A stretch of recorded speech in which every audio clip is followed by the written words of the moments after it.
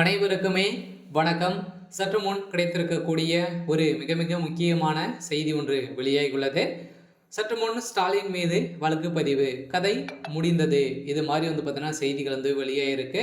So இப்போ சட்டப்பேரவை கூட்டத்தில் பார்த்தீங்கன்னா முதல் கூட்டம் பார்த்தீங்கன்னா நடைபெறுது இல்லையா? ஸோ இந்த கூட்டத்தின் அடிப்படையில் பார்த்தீங்கன்னா ஸோ அனைவருமே எதிர்கட்சிகளும் ஆளுங்கட்சியாக இருக்கக்கூடிய திமுக அனைவருமே பார்த்தீங்கன்னா இதில் பேசியிருந்த நிலையில் சட்டப்பேரவையில் பார்த்தீங்கன்னா காரஞ்சாரமாக விவாதங்கள் நடைபெற்று இருந்த நிலையில் அங்கு திடீர்னு பார்த்தீங்கன்னா ஏற்பட்ட கலவரத்தால் பார்த்தீங்கன்னா அங்கு எதிர்கட்சிக்கும் ஆளுநர் மீதும் பார்த்தீங்கன்னா திமுகவினருக்கு தாக்குதல் நடத்தி இருக்கக்கூடிய சூழ்நிலையில் தான் முதல்வர் ஸ்டாலின் அவர்கள் இதற்கு உறுதுணையாக ஏற்கனவே பேசிக்கொண்டு தான் வந்திருக்காங்க அப்படின்ற மாதிரி இப்போ இவர் மீது ஸ்டாலின் மீது வழக்கு பதிவு செய்திருந்த நிலையில் தான் இப்போ அதிரடியாக இதுக்கு தகுந்த ஆதாரங்கள் சிக்கக்கூடிய நிலையில் இருக்கு.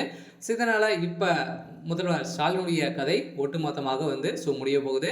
ஸோ அதனால் உச்சநீதிமன்றத்தில் இவருடைய வழக்கு பார்த்தீங்கன்னா ஏற்கனவே ஆளுநர் மீது வழக்கு பதிவு செஞ்சுருந்தாங்க. இந்த வழக்கின் அடிப்படையில் ஏற்கனவே ஒரு மிகப்பெரிய சம்பவங்களாகவே நடந்துட்டு இருக்கு இல்லையா? ஸோ இந்த அண்ணாமலை பல்கலைக்கழகத்தில் நடந்த சம்பவத்தினால இப்போ இதற்கு எதிராகவே ஆளுங்கட்சியாக இருக்கக்கூடிய இவங்களே பார்த்தீங்கன்னா இந்த திசையை திருப்புவதற்காக இவங்களுடைய திமுக சேர்ந்த அமைச்சர்கள் தப்பிக்கிறதுக்காகவே இவங்களே போராட்டத்தில் இறங்கி ஆளுநர் RN ரவி அவர்களவே எதிர்ப்புகள் தெரிவித்துட்டு வந்திருந்த நிலையில் பார்த்தீங்கன்னா இப்போ ஆளுநர் RN ரவி அவர்கள் பார்த்தீங்கன்னா எழுப்பக்கூடிய கேள்வியால் ஆளுங்கட்சியாக இருந்தாலும் அனுமதி இல்லாமல் போராடினால் வழக்கு பதிவு செய்யப்படும் அப்படின்ற மாதிரி தான் பார்த்தீங்கன்னா இப்போ அதிரடியாக களத்தில் இறங்கி இப்போ திமுகவே ஒட்டுமொத்தமாக அலறக்கூடிய நிலையில் தான் பார்த்தீங்கன்னா இப்போ செஞ்சிருக்காரு.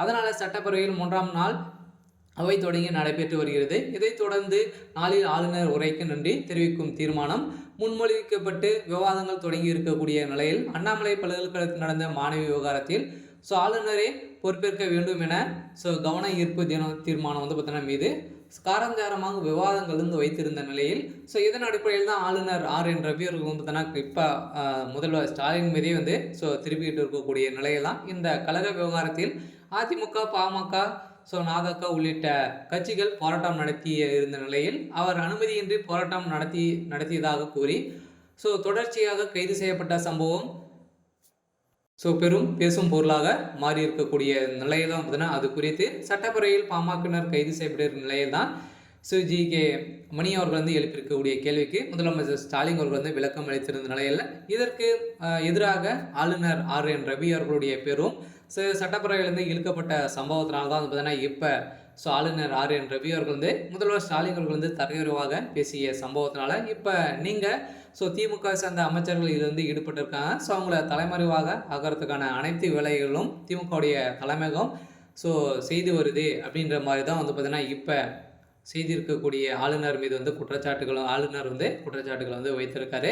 இதை தொடர்ந்து தான் பார்த்தீங்கன்னா ஆளுநர் எதிராகவே போராட்டங்கள் பார்த்தீங்கன்னா திமுக தரப்பு நடத்தப்பட்டு இருந்த நிலையில் இப்போ ஆளுநர் அவர்கள் பார்த்தீங்கன்னா முதல்வர் மீது வழக்கு பதிவு செஞ்சுருக்காங்க. அதனால் முதல்வருடைய பதவி காலியாக போகுது.